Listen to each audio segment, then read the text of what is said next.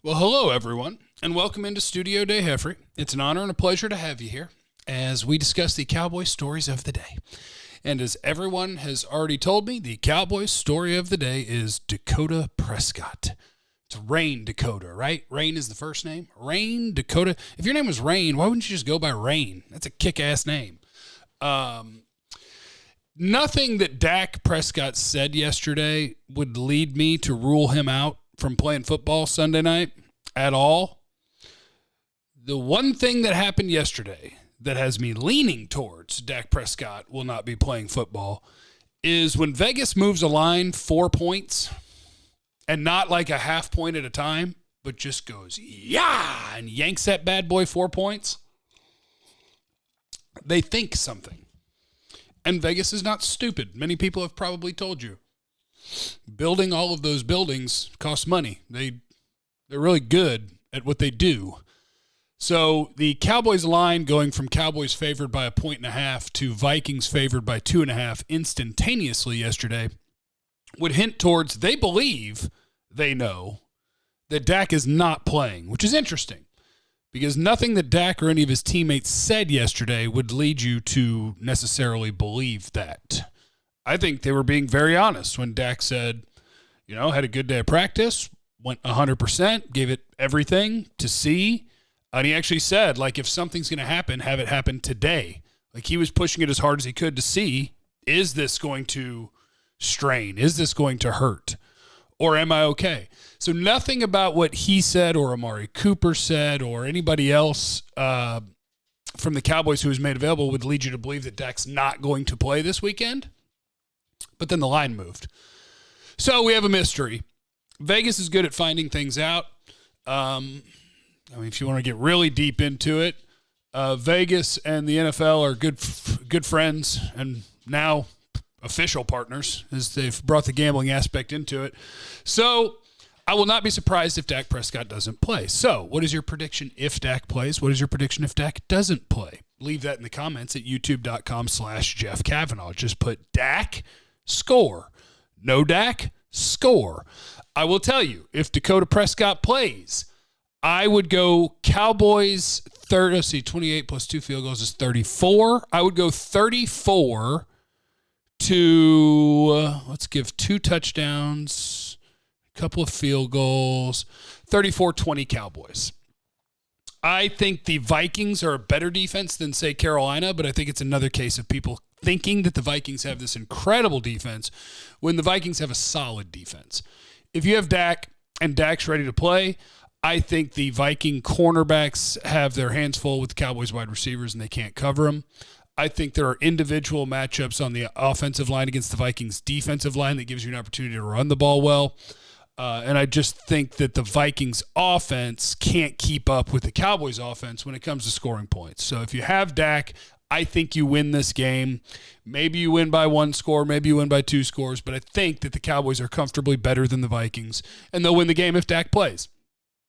If Dak does not play, I will predict something along the lines of 27-13 Vikings. And that is not to say it's impossible that the Cowboys win. A lot of backup quarterbacks, when they get their first crack and teams don't really know who they are, a lot of them will have success. I just don't think the Cowboys, if you're going to power rank backup quarterbacks in the NFL, I think the Cowboys rank towards the bottom. So I think that the Cowboys will struggle against the Vikings if you have to play Cooper Rush or Will Grier, I guess. But it sure sounds like it would be Cooper Rush.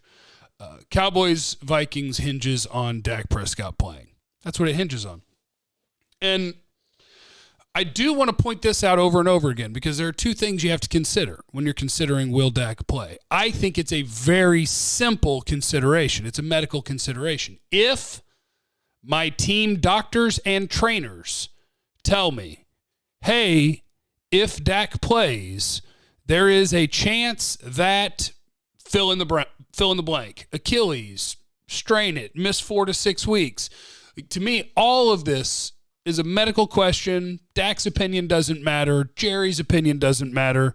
It's literally, hey, if he plays today, what are the odds that something happens? If I give him 1 more week, what are the odds that something happens? And if the difference between those two things is massive, then you give him a week. You don't risk your quarterback. The other thing you have to consider that people don't consider, and I'm not sure why, is I don't think people realize how important having the bye is to winning the Super Bowl. So if the Cowboys want to win the Super Bowl, the other question they have to ask is, if this is not a big risk to Dak, and we're just doing this to be like super duper safe, do we realize that we may be forfeiting the bye this early in the season? Right now, everybody in the NFC has one loss. You would like to stay in that race. Do you realize mathematically how important it is to not play in the first round of the playoffs? 6 teams from the NFC will play in the first round of the playoffs. 3 of them will go home. Then 4 teams will play. Then 2 teams will play. Then you get to skip an entire round. So your odds of getting to the Super Bowl go up by a very big margin. The bye is more important than the home field, but the home field is good too.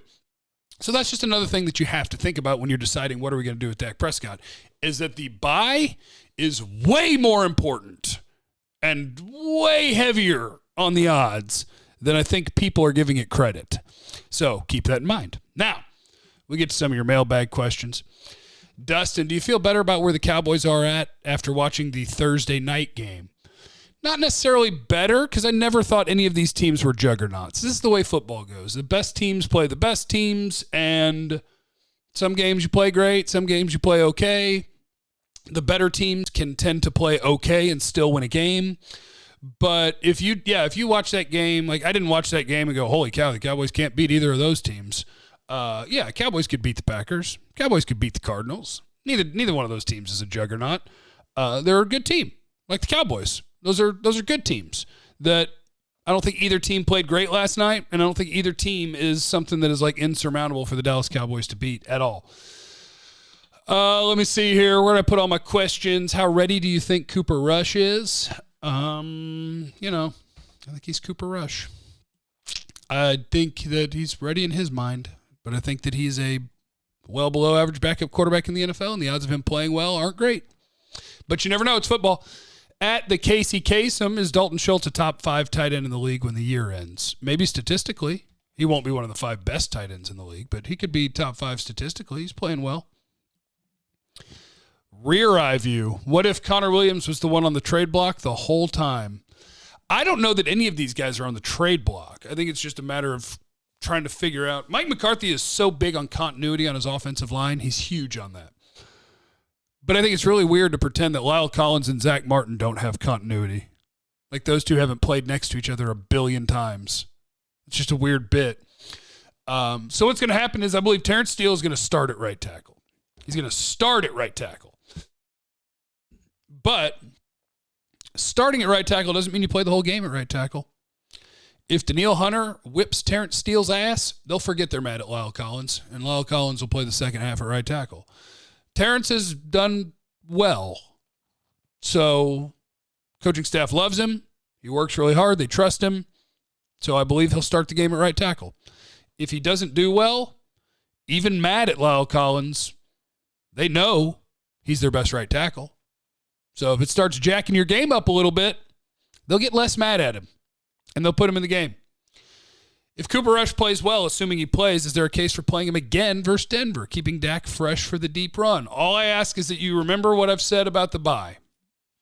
Your odds of going to the Super Bowl go up by I should have looked that up, but it's got to be at least 30% if you have the bye.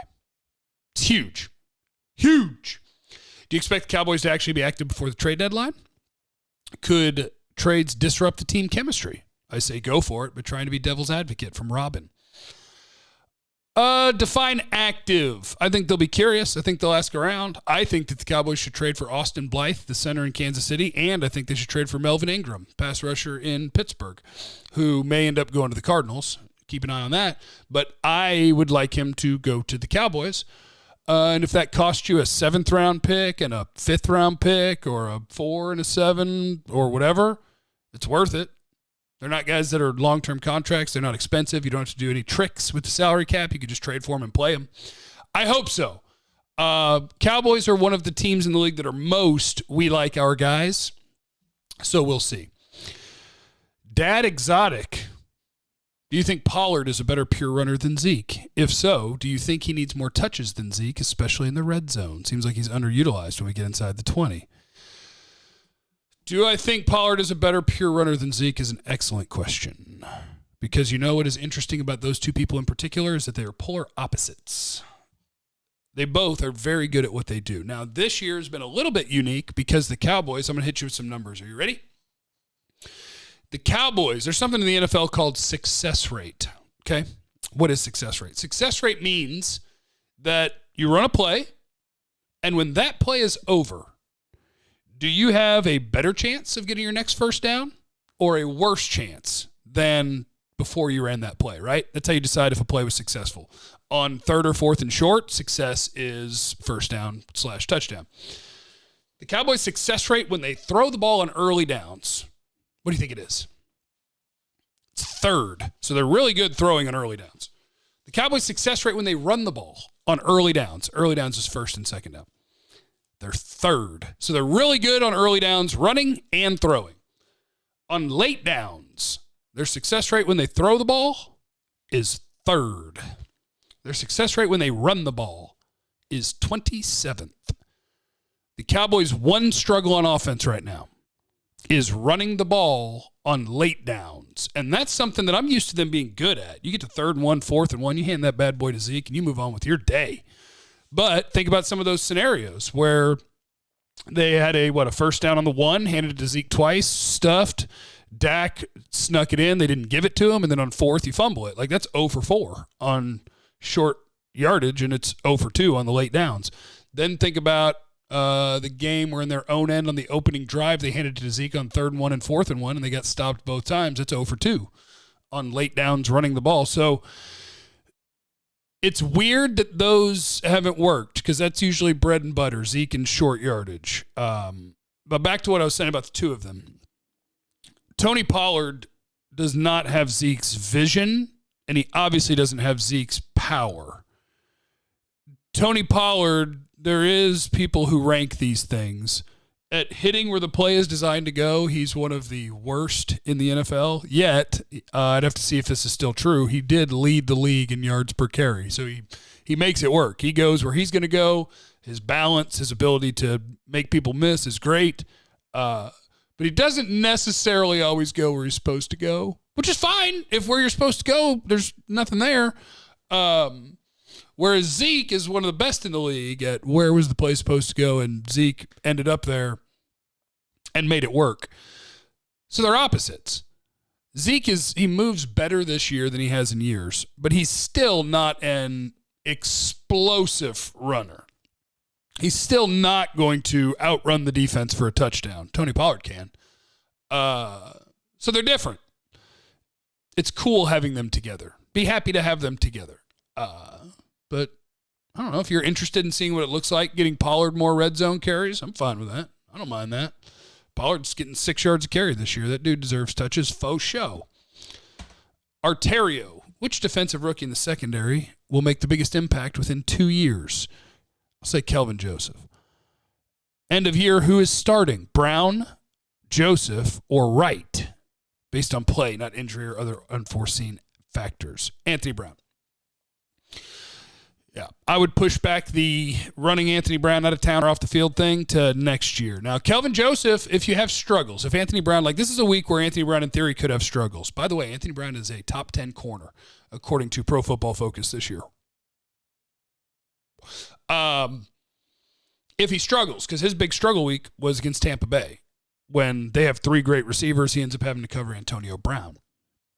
This week, in theory, he'll end up having to cover Adam Thielen a decent amount. That could be tough. And if they feel like Anthony Brown is a tough matchup when you play a team that has multiple good receivers, then maybe Kelvin Joseph, maybe that door is cracked open. But Kelvin Joseph, I think he'll be back this week, but I think he'll be doing some special team stuff. And we'll see how it plays out.